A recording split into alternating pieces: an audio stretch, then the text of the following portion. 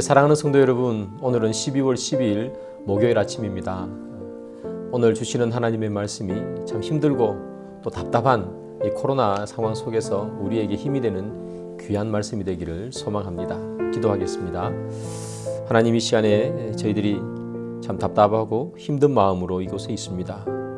코로나19로 인해서 예배를 교회에서 드릴 수가 없고 마음껏 부르짖을 수 없는 저희들의 답답한 마음이 있습니다. 그러나 주님, 오늘 주시는 하나님의 말씀이 답답한 저희들 마음속에 주님께서 주시는 귀하고 복된 생수가 되게 인도해 주옵소서. 예수님의 이름으로 기도드립니다. 아멘. 네, 함께 보실 하나님 말씀은 다니엘서 11장 20절부터 35절까지입니다. 그 왕 위를 이을 자가 압제자를 그 나라의 아름다운 곳으로 두루 다니게 할 것이나 그는 분노함이나 싸움이 없이 몇 날이 못되어 망할 것이요 또 그의 왕 위를 이을 자는 한 비천한 사람이라. 나라의 영광을 그에게 주지 아니할 것이나 그가 평안한 때를 타서 속임수로 그 나라를 얻을 것이며 넘치는 물 같은 군대가 그에게 넘침으로 말미암아 패할 것이요 동맹한 왕도 그렇게 될 것이며 그와 약조한 후에 그는 거짓을 행하여 올라올 것이요 소수의 백성을 가지고 세력을 얻을 것이며 그가 평안한 때에 그 지방의 가장 기름진 곳에 들어와서 그의 조상들과 조상들의 조상이 행하지 못하던 것을 행할 것이요 그는 노력하고 탈취한 재물을 무리에게 흩어주며 계략을 세워 얼마 동안 산성들을 칠 것인데 때가 이르기까지 그리하리라. 그가 그의 힘을 떨치며 용기를 다하여 큰 군대를 거느리고 남방 왕을 칠 것이요 남방 왕도 힘이 크고 강한 군대를 거느리고 맞아 싸울 것이나 능히 당하지 못하리니 이는 그들이 계략을 세워 그를 치민이라. 그의 음식을 먹는 자들이 그를 멸하리니 그의 군대가 흩어질 것이요 많은 사람이 엎드러져 죽으리라. 이 두 왕이 마음에 서로 해하고자 하여 한 밥상에 앉았을 때에 거짓말을 할 것이라. 일이 형통하지 못하리니 이는 아직 때가 이르지 아니하였으므로 그 일이 이루어지지 아니할 것임이니라. 북방왕은 많은 재물을 가지고 본국으로 돌아가리니 그는 마음으로 거룩한 언약을 거스르며 자기 마음대로 행하고 본토로 돌아갈 것이며 작정된 기한에 그가 다시 나와서 남방에 이를 것이나 이번이 그 전번만 못하리니 이는 기띔의 배들이 이르러 그를 칠 것임이라. 그가 낙심하고 돌아가면서 맺은 거룩한 언약에 분노하였고 자기 땅에 돌아가서는 맺은 거룩한 언약을 배반하는 자들을 살필 것이며 군대는 그의 편에 서서 성소 곧 견고한 곳을 더럽히며 매일 드리는 제사를 폐하며 멸망하게 하는 가증한 것을 세울 것이며 그가 또 언약을 배반하고 악행하는 자를 속임수로 타락시킬 것이나 오직 자기의 하나님을 아는 백성은 강하여 용맹을 떨치리라. 백성 중에 지혜로운 자들이 많은 사람을 가르칠 것이나 그들이 칼날과 불꽃과 사로잡힘과 약탈을 당하여 여러 날 동안 몰락하리라. 그들이 몰락할 때에 도움을 조금 얻은 것이나 많은 사람들이 속임수로 그들과 결합할 것이며 또 그들 중 지혜로운 자 몇 사람이 몰락하여 무리 중에서 연단을 받아 정결하게 되며 희게 되어 마지막 때까지 이르게 하리니 이는 아직 정한 기한이 남았습니다. 말씀 잘 보셨죠? 역사, 영어로는 히스토리라고 그렇게 부릅니다. 히스토리를 두 개로 나누면요, 히즈 스토리, 그의 이야기 이렇게 됩니다. 그래서 역사란 무엇인가 하면 하나님의 이야기가 바로 역사가 됩니다. 여러분, 오늘 다니엘서뿐만 아니라 어제 또 계속해서 다니엘서를 보다 보면 한 가지 떠오르는 생각이 있죠. 그것은 무엇인가 하면 우리가 지금 세계사를 배우고 있구나 하는 생각이 떠오를 수가 있습니다. 여러분, 세계사, 우리가 학교에서 그때 배우는 그 세계사가 지금 성경에 들어와 있다는 사실을 여러분 잘 기억하시기를 바랍니다. 성경의 역사는요, 세계사와 비슷하게 그렇게 같이 가게 되죠. 그 말은 무슨 말인가 하면 이 세상의 역사는 하나님께서 만들어 가시는 역사라는 사실을 우리는 기억해야 합니다. 성경에 이 세계사가 다 들어와 있네? 신기하다? 예, 신기하죠. 그러나 신기한 것을 넘어서 그것이 바로 하나님의 섭리고 계획입니다. 사람들은 세계사 속에서 세계의 역사만 배우지만 우리는 성경 속에서 세계를 이끌어가는 하나님의 지혜와 계획을 배우게 됩니다. 오늘 본문도요, 여러분, 세계사 이야기가 많이 나올 건데요. 예, 하나님께서 계획하신 것이 세계의 역사 속에 그대로 다 이루어지는 그 놀라운 경험을 해보시기를 소망합니다. 예, 어제 안티오쿠스 3세가 조공을 많이 거두어서 백성들이 폭동을 일으켜서 그렇게 해서 죽었다라는 이야기를 말씀을 드렸어요. 이 안티오쿠스 3세가 죽자 그의 아들이죠. 셀류크스 4세 필로파토스가 그를 이어서 왕이 됩니다. 그런데 이 셀류크스 4세도 죽게 되죠. 그러면 그의 아들이 왕이 되어야 되는데 갑자기 한 인물이 나타나죠. 안티오쿠스 4세 에피파네스입니다. 그가 형이 죽자 조카를 죽이고 대신해서 왕위에 오르게 됩니다. 오늘 본문 21절을 보면 또 그의 왕위를 이을 자는 한 비천한 사람이라 이렇게 되어 있는데요. 이 비천한 사람이다 할 때 이 비천한 사람이 누군가 하면 바로 안티오쿠스 4세 에피파네스를 말합니다. 그런데 성경에서는 비천한 사람이다 이렇게 기록해서 그가 무엇인가 신분이 낮은 것처럼 그렇게 기록되어 있는데 이 비천한 사람이라는 뜻의 원어는 뭐냐면 경멸받아 마땅한 사람이라는 뜻이에요. 즉 다시 말하면 이 안티오쿠스 4세 에피파네스는 하나님을 모독하죠. 그래서 성경의 입장에서 보면 경멸받아 마땅한 사람이라는 그런 이야기죠. 우리 24절을 한번 보실까요? 그가 평안한 때에 그 지방의 가장 기름진 곳에 들어와서 그의 조상들과 조상들의 조상이 행하지 못하던 것을 행할 것이요 그는 노력하고 탈취한 재물을 무리에게 흩어주며 계략을 세워 얼마 동안 산성들을 칠 것인데 때가 이르기까지 그리하리라. 24절은 이렇게 기록되어 있는데요. 이 말씀은 무엇인가 하면 이 안티오쿠스 4세 에피파네스가 세력을 점점 키워서 강한 나라를 만들게 됩니다. 그러자 그가 어디를 침략하는가 하면 애굽에 있는 톨레미 왕조를 침략합니다. 오늘 본문에는 애굽에 있는 톨레미 왕조를 총 3차례 침략하는 이야기가 계속해서 이어지는데요. 오늘 본문은 방금 읽었던 이 본문 24절은 1차 침략을 이야기합니다. 여러분 기억하시는지 모르겠습니다.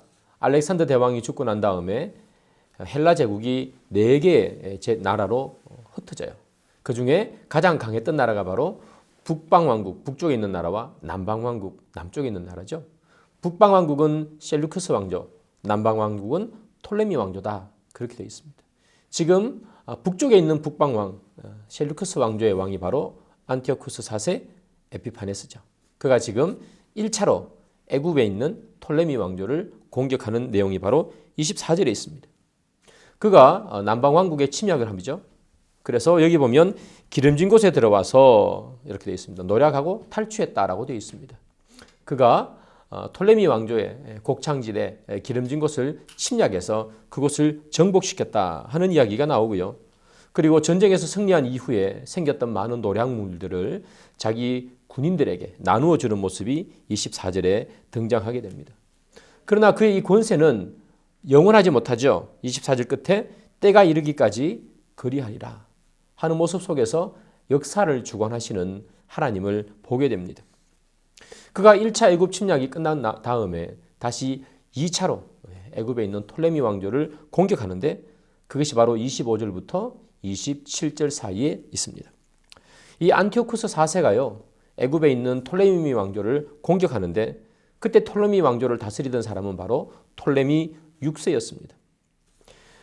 안티오쿠스 4세가 2차로 톨레미 왕조를 공격했을 때 그 군사의 숫자는 톨레미 왕조가 훨씬 많았어요. 그래서 성경은 이렇게 기록하죠. 25절입니다. 남방왕도 심히 크고 강한 군대를 거느리고 라고 얘기하죠. 남방왕국인 톨레미 왕조에 톨레미 6세가 거느리고 있던 군대가 훨씬 많았지만 그 전쟁에서 누가 승리하는가 하면 안티오쿠스 4세, 셀루크스 왕조의 왕이 승리하게 됩니다. 이 전쟁에서 패한 이 톨레미 6세는요, 포로로 잡혀가게 되죠. 자기의 왕이 포로로 잡혀갔다는 소식을 듣자 애굽에 있던 톨레미 왕실은 새로운 왕을 세웁니다. 그것이 누군가 하면 톨레미 7세가 되죠. 이 톨레미 7세는 톨레미 6세의 동생입니다. 톨레미 7세가 톨레미 왕조의 왕으로 등극했다는 이야기를 듣자 안티오쿠스 에피파네스 4세는 포로로 잡아온 톨레미 6세와 서로 이야기를 하고요. 조약을 맺습니다. 그것이 바로 27절에 기록되어 있죠. 이 두 왕이 마음에 서로 해하고자 하여 한 밥상에 앉았을 때에 거짓말을 할 것이라 일이 형통하지 못하리니 이는 아직 때가 이르지 아니하였으므로 그 일이 이루어지지 아니할 것임이니라 라고 기록합니다. 안티오쿠스 4세와 이 톨레미 6세 이 둘은 서로 마주 앉아서 이야기를 나누고 그리고 조약을 맺습니다. 안티오쿠스 4세의 속셈은 이런 것입니다. 톨레미 6세를 겉으로는 다시 애굽 땅으로 돌려보내는 것처럼 하면서 그에게 충성맹세를 받아냅니다. 그리고 충성맹세를 받은 이후에 그가 애굽의 왕, 톨레미 왕조의 왕은 톨레미 6세가 되겠지만 그러나 충성맹세를 했기 때문에 그 톨레미 왕조를 실질적으로 자기가 통치하겠다 하는 마음을 가지고 조약을 맺게 되고요. 이 톨레미 6세는 포로로 잡혔기 때문에 일단 포로에서 벗어나야 되겠다.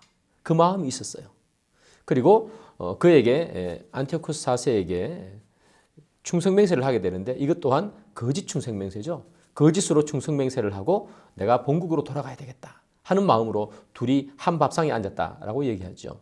그런데 서로 다른 생각을 하는 거예요. 그래서 둘은 조약을 맺고 이 톨레미 6세는 자기 나라로 돌아가게 됩니다. 그런데 여러분이 충성맹세를 했던 톨레미 6세는 자기 나라로 돌아간 이후에 자기가 포로로 잡혔을 때 왕이었던 자기 동생 톨레미 7세와 다시 힘을 합쳐서 안티오쿠스 4세 에피파네스를 공격하게 됩니다. 그래서 여러분 27절에 보면 그 일이 이루어지지 아니할 것이라 하는 말이 바로 이 안티오쿠스 4세가 내가 애굽으로 다시 왕으로 보내서 애굽을 실질적으로 통치해야지 하는 이야기가 이루어지지 않았다는 이야기를 하게 되죠. 애굽을 총 2번 침략했습니다. 그리고 이제 다시 3번째 침략하는 이야기가 성경에 계속 기록되는데요. 안티오쿠스 4세는요. 29절을 보면 다시 한번 애굽을 침략하게 됩니다. 그런데 여러분 이 전쟁은 실패로 끝나죠. 그 실패로 끝나는 이유는 뭔가 하면 30절에 보면 시딤의 배들이 안티오쿠스 군대를 패하게 할 것이다. 이렇게 이야기합니다. 여기 나오는 시딤이라는 곳은 어딘가 하면 키프로스 섬을 이야기하고요. 바울이 전도했던 구브로 섬을 이야기합니다.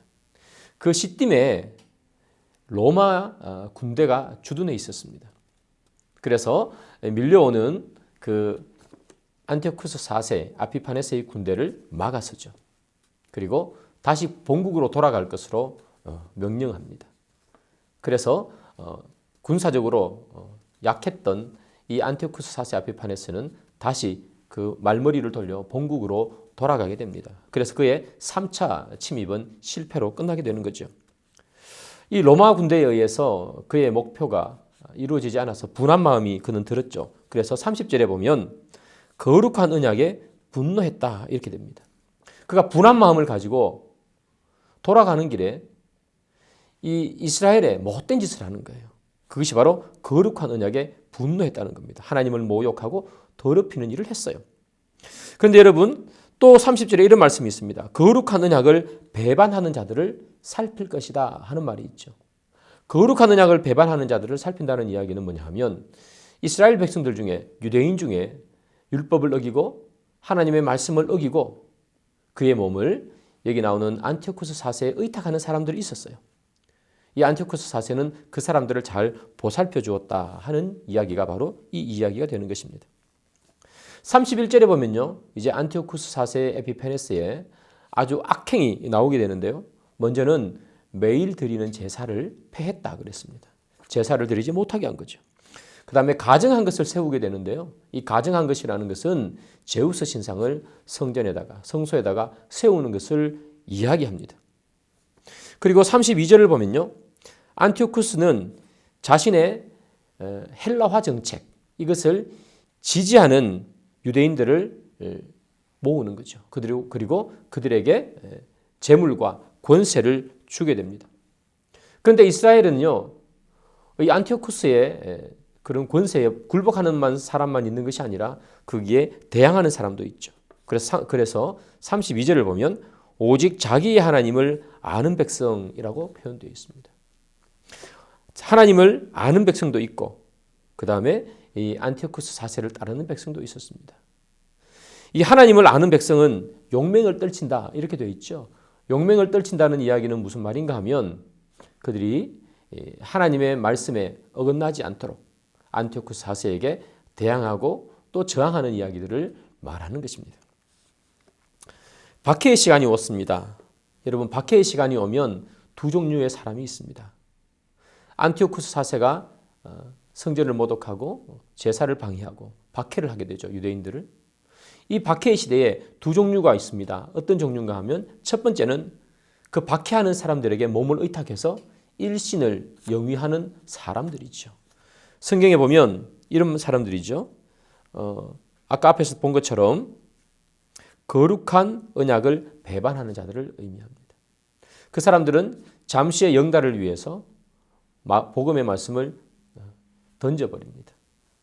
그리고 그들은 재물과 그들에게 오는 권력을 취하게 되는 거죠. 또 한 사람은 어떤 사람인가 하면 박해가 올 때 힘들게 견뎌내는 사람이 있습니다. 33절부터 35절을 보면 믿음을 지킨 자들의 모습이 나오는데요. 그들은 약탈당하고 화형당하고 때로는 죽임도 당합니다. 사랑하는 여러분, 이 박해의 시간을 주면서 두 부류로 나누어집니다. 하나님께서는 왜 그의 자녀들에게 박해를 주실까? 그것은 알곡과 쭉정이를 구분하기 위함이지요. 편안할 때는 모두 다 하나님께 열심히 제사도 드리고 열심히 하나님을 섬기죠.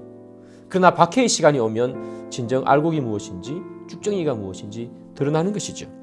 35절에는 이런 말씀이 있습니다. 또 그들 중 지혜로운 자 몇 사람이 몰락하여 무리 중에서 연단을 받아 정결하게 되며 희게 되어 마지막 때까지 이르게 하리니 이는 아직 정한 기한이 남았습니다. 여러분, 여기 보면 연단을 받아 정결하게 된다 이렇게 표현하고 있죠. 연단을 받는다는 말은 무슨 말인가 하면 광석이나 어떤 것들을 캐게 되면 순수한 것을 찾기 위해서 그것을 용광로에 넣습니다. 그리고 불순물은 다 용광로에 의해서 녹아버리고 순수한 금속만 남게 되죠. 그것이 바로 연단인 것입니다. 하나님께서 왜 그의 백성들에게 연단을 내리시는가? 연단이 없으면 알곡과 쭉정이를 알 수 없기 때문입니다. 그리고 알곡을 더 알곡답게 만들어가기 위해서 하나님께서는 연단을 주시는 거죠. 하나님께서는 왜 우리에게 힘든 시간을 주시는가? 그것은 우리를 더 하나님의 자녀답게 연단시키기 위함입니다.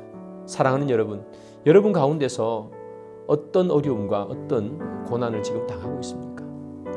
여기 안티오쿠스 4세에 의해서 죽임당하고 화형당하고 약탈당했던 만큼 그만큼 우리가 어렵고 힘든 순간이 있는 사람들이 있습니까?